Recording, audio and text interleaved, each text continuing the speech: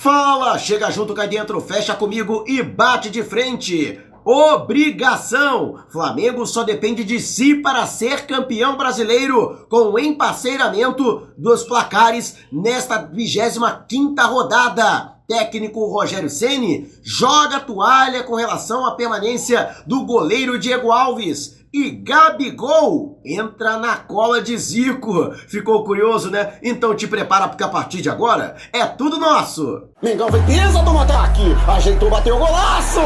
Gol! Este que é mais um quadro da playlist Tudo Sobre Flamengo. Já chega largando aquele like. E se você quiser permanecer sempre muito bem informado sobre tudo que acontece no Flamengo, tá vendo essas letrinhas vermelhas aqui abaixo do meu nome, no vídeo, no seu smartphone? Ou então, você que tá no computador, essa marca d'água, esse botãozinho vermelho aqui no canto, este é o botão inscreva-se. Clique no botão inscreva-se no canal, assinale o sininho de notificação e fique sempre por dentro de tudo que rola no Mengão. E se você quiser me seguir nas redes sociais, ó, o link tá aqui no alto da sua tela. Mas vamos lá com a informação, até porque tem muita informação, então peço que você acompanhe este vídeo até o final. E com a derrota do São Paulo para o Corinthians no Itaquera, pela 25ª rodada do Campeonato Brasileiro, o Flamengo passou a depender apenas de si para ser campeão nacional. Tudo porque, com a goleada imposta pelo Flamengo ao Santos por 4-1, o rubro-negro chegou aos 45 pontos na tabela de classificação, mantendo a terceira colocação, atrás de Atlético Mineiro com 46 pontos e São Paulo, que tem 50. Aliás, o próximo confronto do São Paulo é justamente contra o Atlético Mineiro, as duas equipes que se enfrentam pela 26ª rodada. O melhor dos mundos para o Flamengo seria um empate entre as duas equipes e, é claro, o Flamengo confirmando o seu mando de campo, vencendo no Maracanã o Bahia, que é o próximo compromisso do Flamengo pela competição nacional. Mas, independentemente disto, o Flamengo está a 5 pontos do São Paulo, com um jogo a menos, e 1 ponto atrás do Atlético Mineiro, que também já completou 25 jogos. O Flamengo tem 24. O jogo com o Grêmio foi adiado. Ele que vai jogar com o Grêmio, né, a partir, se eu não me engano, da 23ª rodada do Campeonato Brasileiro. E esse jogo vai ser realizado no dia 27 de janeiro, entre a 32ª e 33ª rodadas do Brasileirão. Sendo assim, o Flamengo, digamos, tudo bem, não dá para contar, não são 3 pontos certos. O Flamengo vai jogar lá em Porto Alegre contra o Grêmio, que é uma equipe sempre temida jogando em seus domínios. Mas digamos que o Flamengo vença este jogo. O Flamengo ultrapassa o Atlético Mineiro e fica a apenas 2 pontos do São Paulo. Então, o Flamengo hoje, matematicamente, só depende dele para ser campeão. Mesmo estando 2 pontos atrás do São Paulo, né, nessa possibilidade, vencendo este jogo a menos que tem com relação ao São Paulo. Então, o último jogo no Brasileirão, 38ª rodada, São Paulo e Flamengo no Morumbi. Então o Flamengo tem a possibilidade, tudo bem, vai ter que jogar fora de casa, dentro do Morumbi, dentro do estádio do São Paulo. Pode ser que até lá já esteja liberado o público, se bem que eu particularmente, eu sou da opinião, minha opinião, se não liberou até agora, não tem que liberar mais, até a última rodada, porque alguns clubes vão ser beneficiados, outros vão ser prejudicados, né, pelo fato da volta da torcida. Então eu sou partidário da seguinte opinião: se não voltou até agora, já tem 25 rodadas do campeonato, então não adianta mais voltar, porque aí você vai criar um desequilíbrio técnico na competição. Então deixa voltar a partir do Carioca do ano que vem, a partir do estadual, né? Tô muito ansioso, sinto muita falta, principalmente da torcida do Flamengo nos jogos no Maracanã, aquele colorido, aquele alarido, né? Os cânticos da torcida, o calor da torcida. O futebol fica sem graça, sem a presença do torcedor. Mas, pela questão desportiva, né?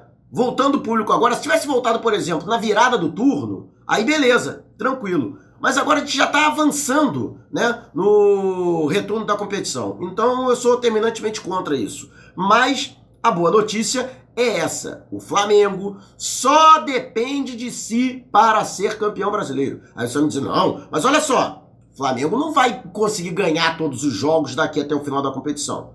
São Paulo também não vai conseguir. O Atlético Mineiro também não vai conseguir. Lógico que essas equipes vão tropeçar. Óbvio, né? Não existe, não vai ter ninguém fazendo uma arrancada de 13 vitórias consecutivas no Campeonato Brasileiro.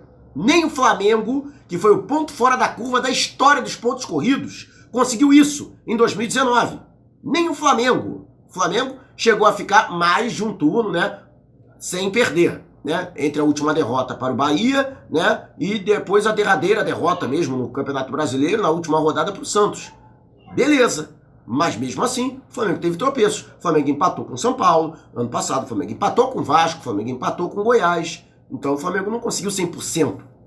Embora tenha obtido um número elevado de vitórias. E justamente por isso ficou absurdamente, né, acima dos demais clubes. Né? Ficou a léguas de distância, por exemplo, ficou 16 pontos do segundo colocado, o próprio Santos, né? Que encurtou, na verdade seriam 19 se o Santos não tivesse vencido o Flamengo em casa, na rodada decisiva, né, na rodada final da competição. Então, o Flamengo tem tudo para cumprir a sua obrigação, porque brasileiro é obrigação, a hashtag que a torcida do Flamengo tem levantado nas redes sociais. E agora sobre os últimos capítulos da novela, que já tem aí um final e não é nada feliz, envolvendo o Flamengo e Diego Alves. O goleiro tem contrato até o próximo dia 31 e não houve acordo para sua permanência. O técnico Rogério Ceni, que chegou ao clube com um discurso entusiasta pela permanência do Diego Alves, enaltecendo a importância desse jogador, não somente a importância técnica, mas o espírito de liderança de grupo que tem o Diego Alves, jogou a toalha. Ele, apesar de ter elogiado bastante o Diego Alves, que foi o capitão na goleada por 4-1 diante do Santos,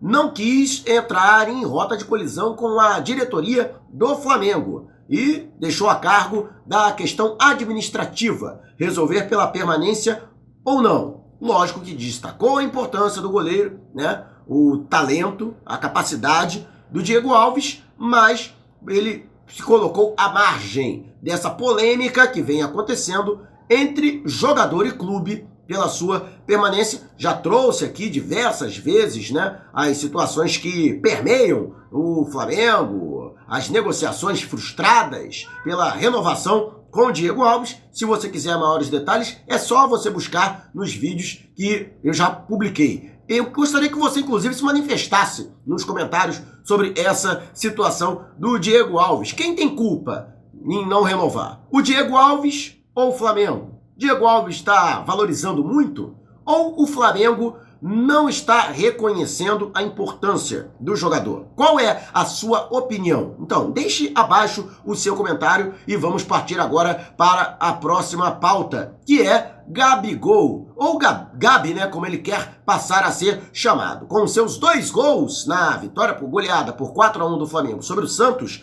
neste domingo no Maracanã, ele chegou aos 20 gols na temporada. Empatou com Pedro, que havia roubado dele a artilharia da temporada, e lógico que tem aí a possibilidade, permanecendo como titular na equipe do Flamengo, de deslanchar nesta artilharia. Entre os jogadores que disputam a Série A do Campeonato Brasileiro, na temporada, somente Thiago Galhardo e Hernan Cano, eles têm mais gols que o Gabigol. Então, dá para ele chegar, hein? Dá para ele brigar aí pela artilharia. Ele que foi o artilheiro do Brasil no ano passado, assinalando 43 gols ao longo de 2019. Dificilmente ele vai conseguir chegar a essa condição na temporada de 2020. Afinal de contas, já estamos no final e faltam apenas aí mais 2 jogos, né? Contra a Bahia e contra o Fortaleza. Mas a disputa está em aberto. Tanto a disputa da artilharia com a camisa do Flamengo,